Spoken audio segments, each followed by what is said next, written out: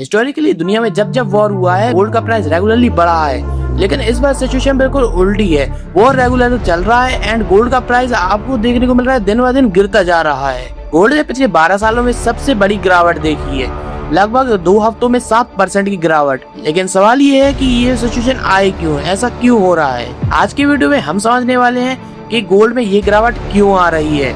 इसके साथ साथ गोल्ड अब सेफ एसेट रहा है या नहीं।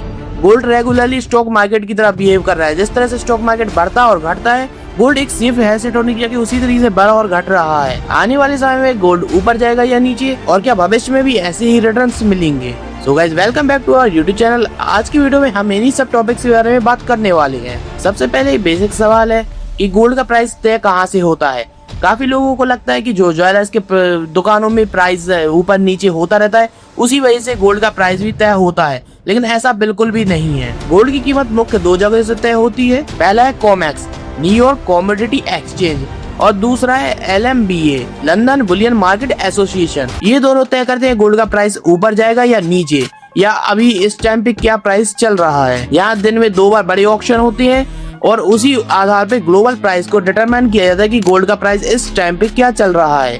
इसीलिए डेली गोल्ड का प्राइस चेंज भी होता है। अब हम देखते हैं कि इसे कंट्रोल कौन करता है। तो देखिए, कंट्रोल करते हैं कुछ बड़े इंस्टीट्यूशंस जैसे कि JP Morgan, HSBC, गोल्डमैन सैक्स, Citi bank, Barclays and UBS। यहाँ पर कभी कभी मैनिपुलेशन भी होता है। 2020 में JP Morgan पर $900 मिलियन का फाइन लगा था गोल्ड को मैनिपुलेट करने की वजह से। भारत में गोल्ड सिर्फ इन्वेस्टमेंट नहीं, एक इमोशन है।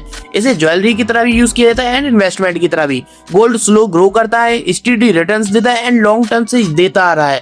जिस वजह से हमारे बड़े बुजुर्ग हमेशा यही कहते हैं कि हमें गोल्ड पर इन्वेस्ट जरूर करना चाहिए। कुछ ना कुछ धीरे धीरे रिटर्न्स बनता रहेगा।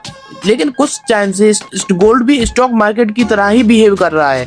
3 साल से तो रेगुलर अच्छे खासे रिटर्न दे रहा है और कभी कभी अच्छा खासा डाउन भी चला जाता है, जबकि गोल्ड इस तरह से काम नहीं करता था। गोल्ड आगे बढ़ेगा या नहीं, इसे समझने से पहले हमें ये जानना होगा कि पिछले टाइम 2022 पे गोल्ड ने इतनी अच्छी रैली क्यों दिखाई। फरवरी 2022 Russia and Ukraine war start हुआ। इस वॉर की वजह से US एंड उसके अलाइज G7 कंट्रीज ने कई सारे रशियन एसेट्स को सीज कर दिया।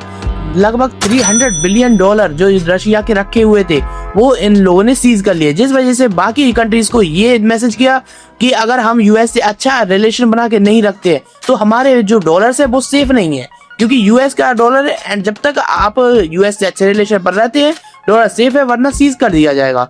तो इस वजह से बैंक्स ने गोल्ड को एज एन अल्टरनेट की जगह एज एन एसेट खरीदना स्टार्ट किया, जो कि बिल्कुल जरूरी हो गया उनके लिए। सेंट्रल बैंक्स का कुछ इस तरह से गेम चला कि कंट्रीज ने सोचा कि एसेट्स कौन सा है। देखिए, पहले डॉलर को रखा जाता था एज अ एक्सचेंज करेंसी की, किसी भी करेंसी में सेफ इन्वेस्टमेंट के लिए डॉलर रखा जाता था। अब गोल्ड को एज अ सेफ करेंसी देखा जा रहा है, क्योंकि गोल्ड फ्रीज भी नहीं किया जा सकता एंड उस पर सैंक्शंस भी नहीं लग सकते एंड उसे वर्ल्ड वाइड ट्रेड किया जा सकता था। इसी वजह से हमें बहुत मैसिव बाइंग डेटा देखने को मिले। 2022 में 1136 टन गोल्ड को खरीदा गया, 2023 में 1037 टन गोल्ड को खरीदा गया एंड 2024 में 1045 टन गोल्ड खरीदा गया। ये 3 सालों में 1000 टन प्लस लगातार बाइंग चली है। और अगर हम हिस्टोरिकली एवरेज से मैच करते तो 473 टन हिस्टोरिकली एवरेज है कि इतना बाइंग होती थी गोल्ड की, मतलब डिमांड डबल से भी ज्यादा हुई है। अब हम समझते हैं गोल्ड रैली कैसे आई। देखिए, सेंट्रल बैंक्स ने क्वार्टरली बाइंग करते रहे। Central banks directly exchange market से ये बाइंग नहीं करते हैं, वो ओवर द काउंटर ट्रांजैक्शंस करते हैं।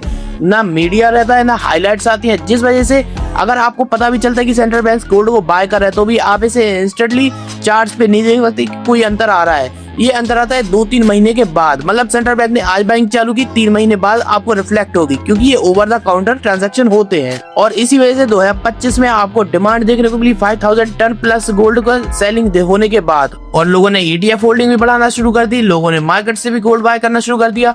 वैसे ये इतना ज्यादा मायने नहीं रखता है, मेन मायने रखता है सेंट्रल बैंक की बाइंग, क्योंकि रिटेलर्स इतना बाय नहीं कर सकते।